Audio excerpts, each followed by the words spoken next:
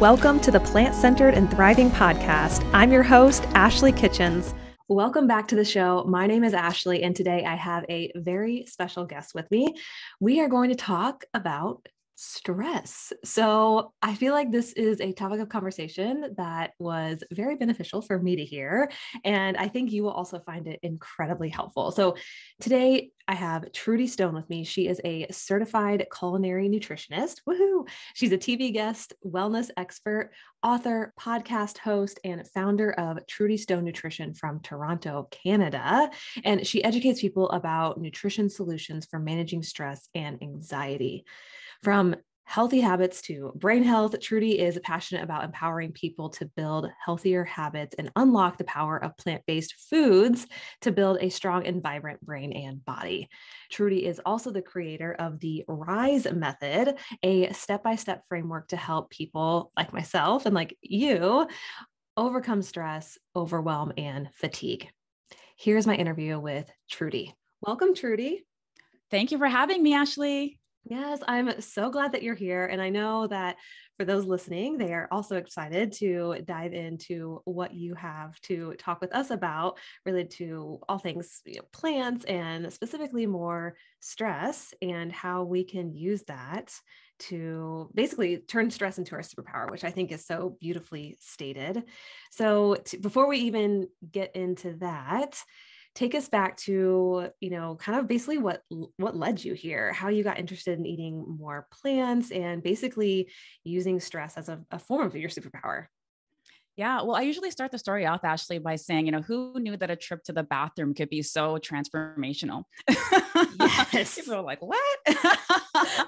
Well, I used to work in the corporate world, Ashley. And, one day, after a meeting, I went to the bathroom. And, when you're done a meeting and you go into the bathroom, you're kind of like maybe chatting with your coworker about the meeting you just got out of.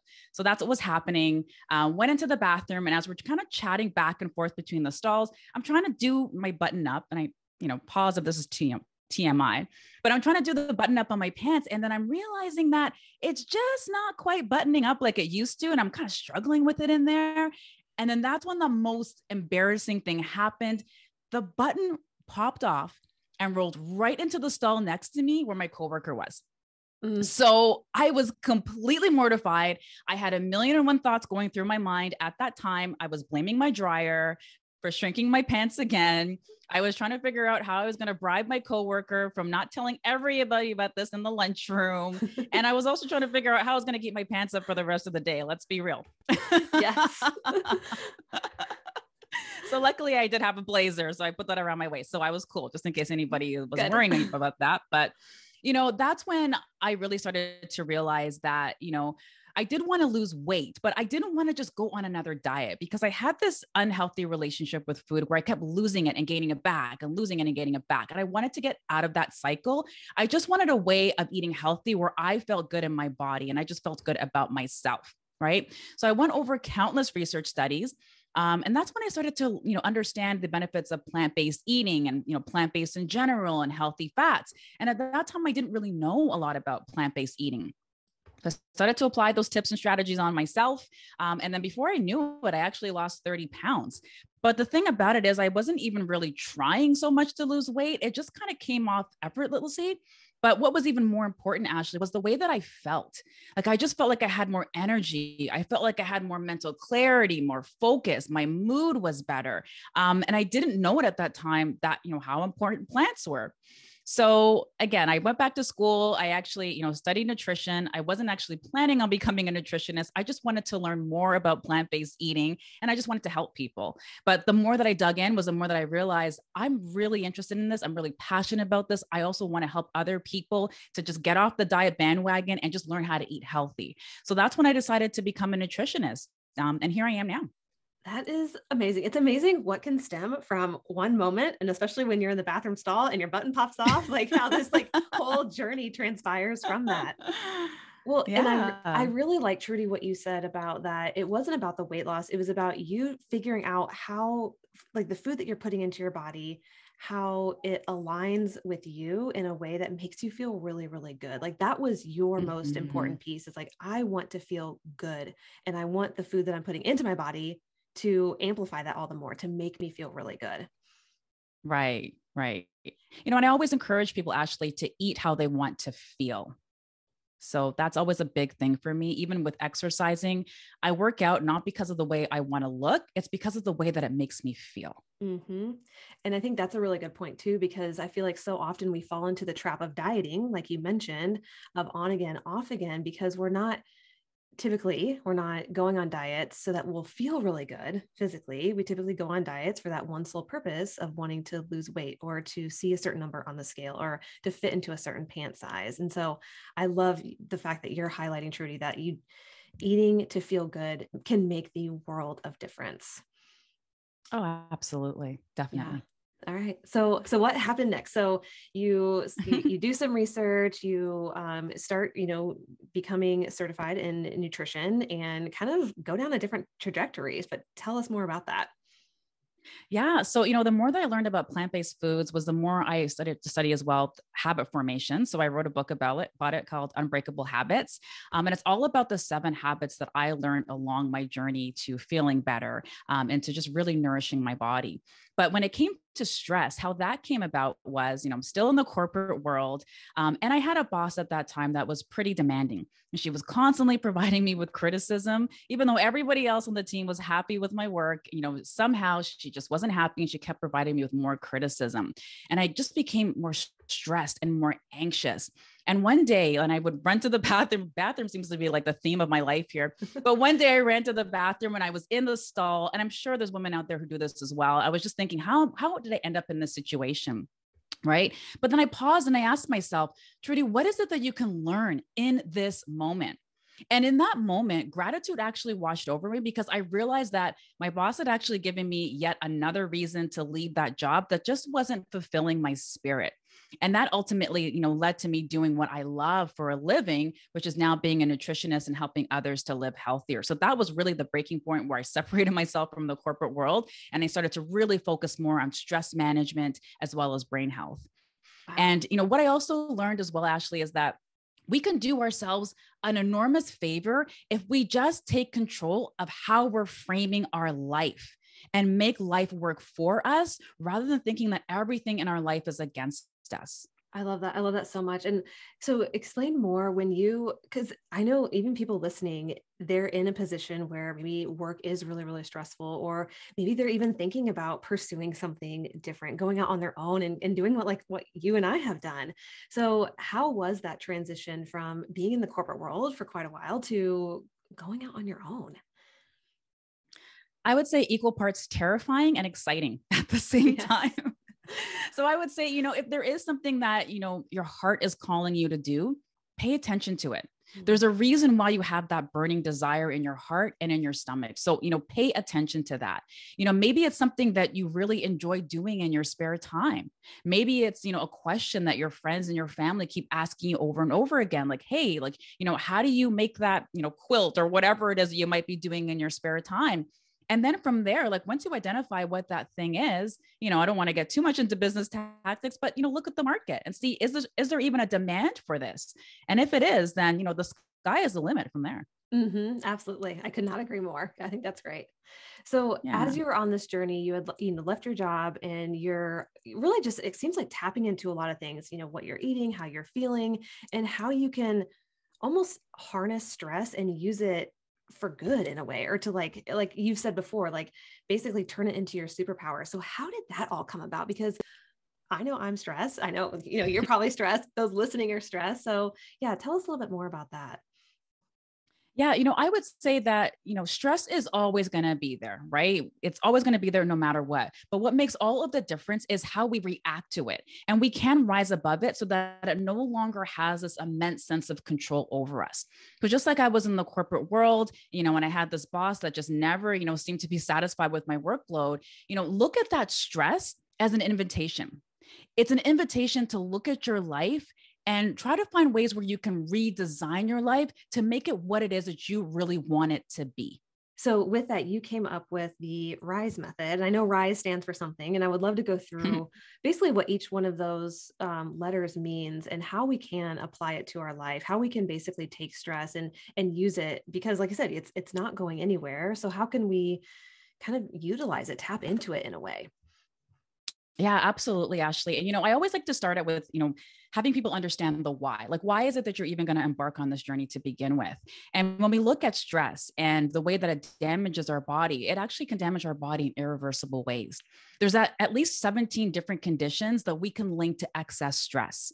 Problems with memory. Okay. So it can actually attack the part of your brain called the hippocampus that's responsible for memory and learning. So if you're finding yourself really stressed out, maybe your memory is impacted, right? Maybe you just feel like you just can't focus. Your blood sugar as well. Your blood sugar also can go on the rise during stressful situations with hormones like adrenaline and cortisol, which are the stress hormones, right? So I like to, kind of frame that up first and have people understand like, hey, there are certain conditions and illnesses that can actually be linked to excess stress. So we really do need to find a way to channel that stress. I think that's an important thing to touch on too, is that, we can eat, in quotes, the healthiest possible diet ever, but if we're not managing our stress at the same time, I mean, sometimes it doesn't matter what you do, because you're right. Like, stress can create so many diseases. It can turn into so many, different debilitating things. And I think it's just a really important thing to touch on as well. Yeah. Yeah. And you're right, Ashley. Really mindset is at the ground floor when it comes to making any sort of changes in your life, whether it is, managing stress, whether it is eating more plants, right? Whatever it is, it all comes down to mindset. That is the ground floor. That is the foundation that you build off of. And that's why the first step in the R.I.S.E method is for ruminating. So the R stands for ruminating. And if you've ever heard of ruminating before, that's when you tend to dwell on situations that you find distressing or upsetting, or when you replay a problem over and over again in your mind. And I'm sure a lot of us have done that. Like, it could be, maybe you had a discussion with your coworker that didn't go as well as you thought it would go. So now you're replaying that again and again in your mind. Like, maybe I shouldn't have said that. Maybe when I said that, this person thought this thing. But when you do that, you train your emotional brain. And I also like to call this your inner mean girl. So you train that emotional part of your brain to become even more powerful, which makes it more likely that you're going to spend even more time in the future being stressed and feeling anxious and ruminating. So what I say is, let that energy of stress be the thing that drives you towards where it is you want to go. Okay. Don't use that energy to worry about all of the things that you don't want, because then you're just going to go deeper and deeper into a hole. And that emotional part of your brain is actually going to be trained to become stronger. We've all heard of the pothole analogy. Like, when we focus on the pothole in the road, we go right there, right? It's the same thing when it comes to rumination and when it comes to training our brain. Right. So we need to redirect that stress, turn it into a superpower and, use it to point, the ship of your life in the direction that you want to go. And the reason why this is also important, I talked about illnesses earlier, but we have over 30 trillion different cells in our body, Ashley, and each one of those cells are influenced by our thoughts. So every thought you think, that influences chemical messengers in your brain and how your body ultimately functions. So your thoughts really are a part of your illness as well as your wellness.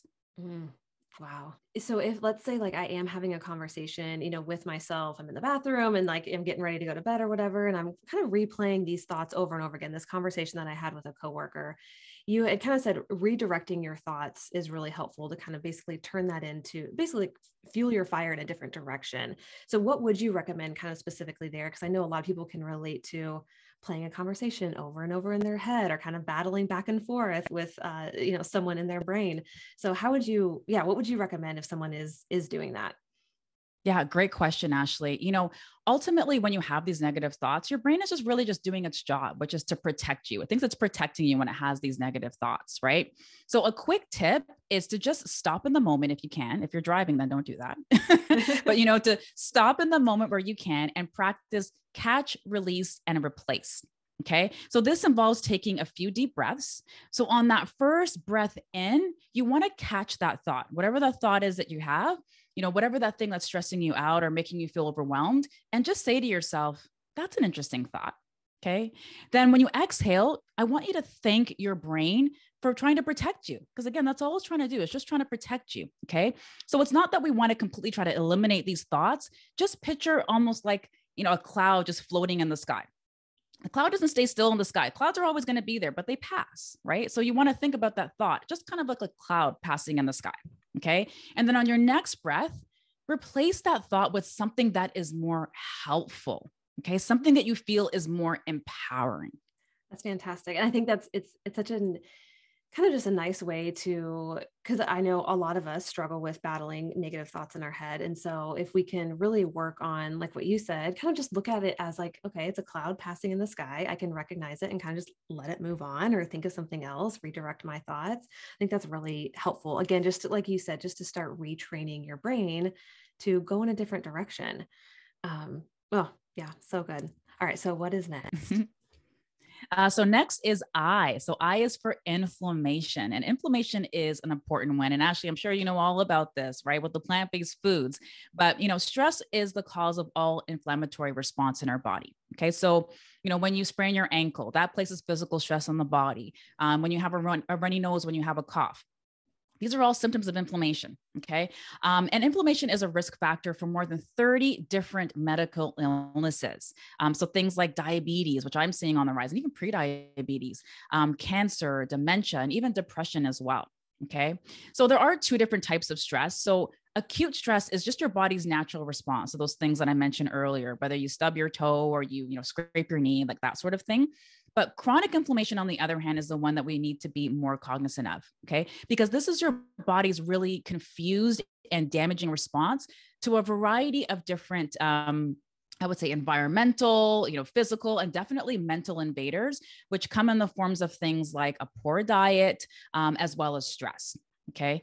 And also the diet that most of us are eating these days is known as the standard American diet or the Western diet.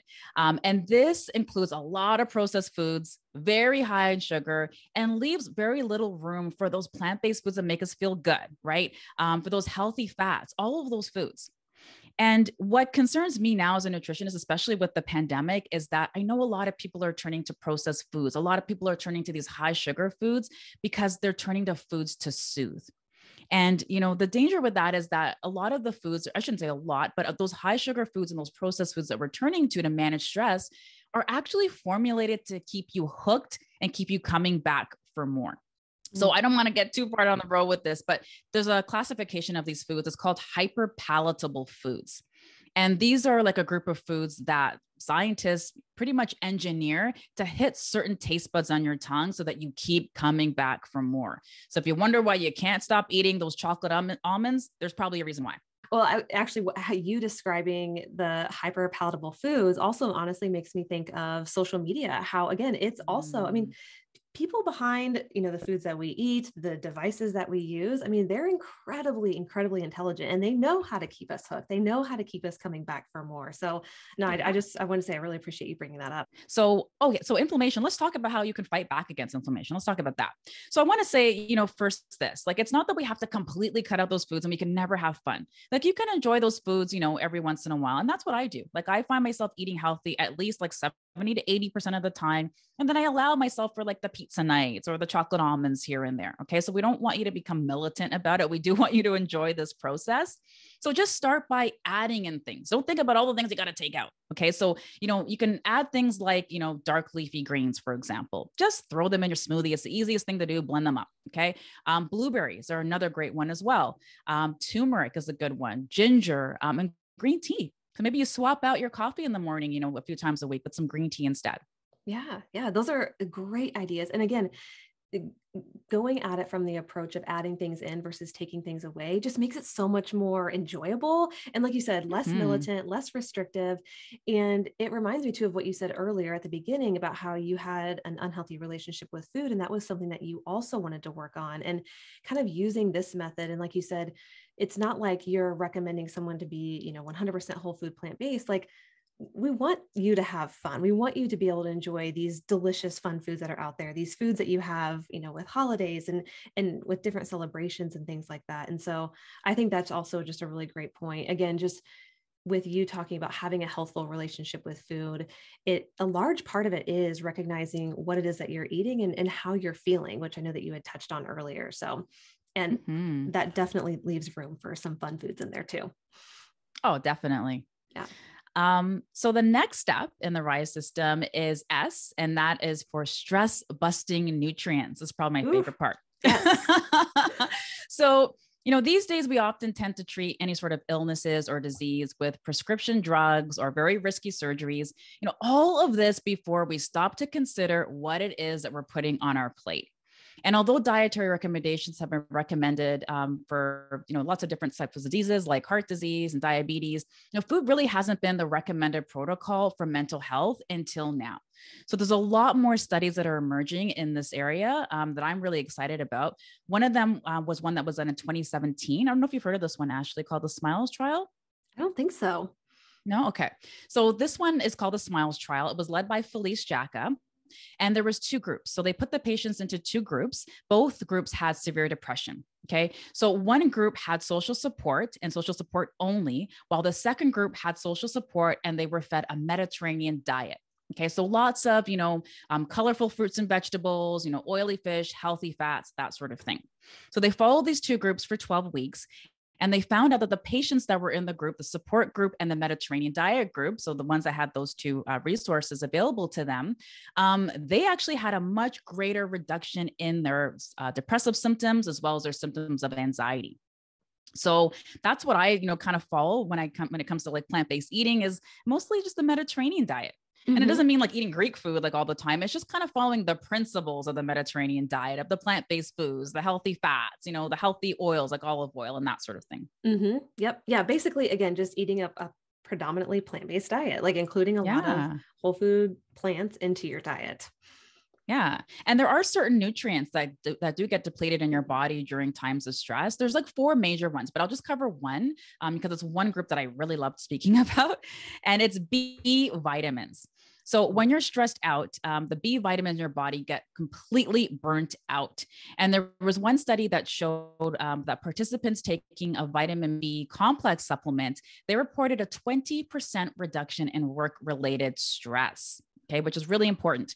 20%, right? Yeah, that's a lot. And a lot of us are stressed out right now because even with the pandemic, like we're working from home, and yes, it's nice to work from the comfort of our homes, but I don't know what you're finding with your clients, Ashley, but I'm finding with my clients, they're working even more hours now than ever before. Yeah. There's more added to their plate and they're stressed out. Yep, absolutely. Yeah, that's, I actually did not know that about B vitamins. And like you said, there's others too, but that's really fascinating. Yeah. And vitamin B6 in particular, that one helps to manufacture the neurotransmitter serotonin. And that's the one that helps us to cope with symptoms of depression, stress, and anxiety. It's a neurotransmitter that just makes us feel good. Yeah. So one of my favorite sources of B vitamins are sweet potatoes. Okay. Oof. They're so good. Do everything with sweet potatoes. You're going to get the vitamin B6 in there. You're also going to get the beta carotene in there as well. But some other B6 food sources, if you're not, crazy about sweet potatoes, I don't know why not. But other B6 vitamins would be bananas, cauliflower, garlic, cashews, bell pepper. So like red and green bell peppers, spinach as well. Yeah, a lot of good stuff. And I'm definitely team sweet potato all the way. I love sweet potatoes. So yeah, that's great. Awesome. So what is and then E? Yeah, let's hear it. E. Okay. So E is emphasis on gut health. I had to get creative with that one. So your gut is your second brain. So it really is important that you're feeding your gut the right foods, because by nourishing your gut, you're also nourishing your brain. Okay. That's why I have a picture of the brain behind me. So that relationship between your brain and your gut is bidirectional. And that just simply means that they talk to each other. So your brain sends messages to your gut and your gut sends messages to your brain. And this is done through chemicals called neurotransmitters that I just talked about earlier. So serotonin, dopamine, that sort of thing. So this is one reason why this bidirectional relationship, this is one reason why when you're feeling stressed, you might feel like you have an upset stomach, or you might have digestive issues when you're feeling stressed. So again, like you said earlier, Ashley, like pay attention to how it is that you're feeling, and that really will be your guide. Yeah, absolutely. And I see this all of the time, Trudy, especially with clients where they're like having reflux or they just don't feel good when they're at work. And so we uncover, okay, well, like what's going on? We dig deeper, and a lot of it ties back to stress and them being overwhelmed. And so their stomach is upset and they're having reflux and all of these issues. And so in an effort to manage their stress or turn it into their superpower, it can make the biggest difference, and also cultivate a really healthful gut as best as possible. But it makes the world of difference. Yeah. Yeah. And, there are some things that actually pose a threat to your gut's good bacteria. So things like antibiotics, for example. Mm, So your microbiome can actually be negatively affected by an overuse of antibiotics. So this is not to say that if your doctors prescribe them not to take them, but I'm talking about like an overuse of antibiotics. Okay. Because they kill both the good guys in your gut as well as the bad guys. Animal foods as well, because antibiotics are used a lot of times when it comes to raising animals, right? So they've kind of wormed their way into our food chain as well. Um, Processed foods also pose a threat to your gut's good bacteria. So processed foods, they're really high in refined white sugar, things like fructose, corn syrup, and they also contain emulsifiers a lot of the time. So we typically find emulsifiers in things like coffee creamers, for example, those flavored coffee creamers that we love dumping into our coffee. Sometimes they're in there. So emulsifiers are used to like kind of give you that mouthfeel to kind of make things taste a little bit more appetizing, right? So yeah. those can be harmful to your microbiome as well. So what are some things that would be kind of on the flip side? What would be helpful, especially like, I don't know about you, but I grew up on a lot of antibiotics. I feel like thankfully they're not used maybe as much on kids as maybe they were when like we were growing up, but what are some things that we can do to maybe help cultivate a good, healthy gut bacteria? Yeah. So I would say, nourish your gut with the addition of both probiotics and prebiotics. So the way that I like to explain this is, did you used to play Pac-Man when you were a kid, Ashley, the I game did. Pac-Man? I still play when I go to the arcade. Do you? That's Yeah. awesome. I wish we had an arcade here. Yeah. So this is kind of how I like to explain probiotics and prebiotics, because people get them confused. So picture the Pac-Man game. Okay. So all of those little dots that you see, like, in the Pac-Man game, those are the prebiotics. And the little Pac-Man is like the probiotic. So little Pac-Man's there and he's kind of like eating all those little dots, right? So that's kind of how I, talk about the difference between probiotics and prebiotics. So prebiotics, they feed your gut's good bacteria. Okay. So prebiotics, they actually don't break down in the intestine either. Instead, they reach your colon where they then feed your healthy gut bacteria. Okay. So prebiotics are delicious, lots of delicious foods as well. And then probiotics, you can find it in things like Greek yogurt, kefir, sauerkraut, miso. And prebiotics you can find in things like leeks. I love leeks. I feel like we don't use leeks like nearly enough, like onions, like that sort of thing. Awesome. So in using those in combination, that can help build what you're saying, basically have really good, helpful gut bacteria. Yes, Yeah. absolutely. And again, it's like, just make these changes slowly. You don't have to do all of these things all at once, right? Just like pick one thing. Like maybe you start adding a little bit more leeks into your meals, which are like so delicious, a great way to flavor food. Or, like maybe you switch out your wine for kombucha instead. Yeah. That's what I did when I was tapering off of wine. I switched that out and put it in a really nice glass too. Yes. I recommend that as well. I went out, to a vegan food truck a couple of days ago, and the place that we were at also had kombucha, and they poured it in like a nice little wine glass, and it just was like pink and pretty. So I think that just elevates the experience all the more. Yeah, totally. Yeah. Oh, Trudy, this was all such great information. Is there anything else that you'd like to leave the listener with, or anything that, we missed that you'd like to talk about? Yeah, again, like I said earlier, Ashley, just start slow. And, when people generally ask me, like, where do I start? Like, I feel so overwhelmed by doing all of the things. Like, where do I start? And there's two places that I recommend people start. The first one is, looking at your favorite foods, whatever they might be, and try to find ways to make them healthier. So I have a huge sweet tooth, so I really needed to get that in check. So I like baking a lot of healthier dishes. So, for example, I whipped up these salted caramel chickpea blondies. So I used Hmm. chickpea flour to make these blondies, and then I used dates and like coconut milk and a couple of other things to like make a date caramel sauce that I drizzled over the top of it.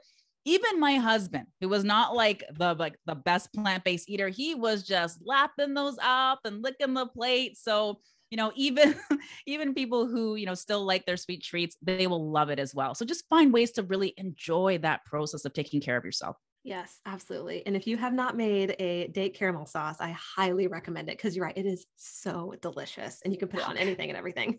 Yes. Yeah, awesome. Well, good. Well, we have everything listed below. So if you're curious just to learn more about Trudy, check out her book, like definitely check out the links below, because we have everything listed there as a resource for you, if you want to learn more about Trudy. But before we go, Trudy, where is the best place that people can get in touch with you or follow you if they want to do that? Yeah, they can check me out on Facebook or Instagram. I'm Trudy E. Stone. And then my website is trudyestone.com. Wonderful. Well, thank you so much for coming on the show and sharing your wisdom with me and the listeners. Thanks for having me, Ashley. Until next time, keep thriving.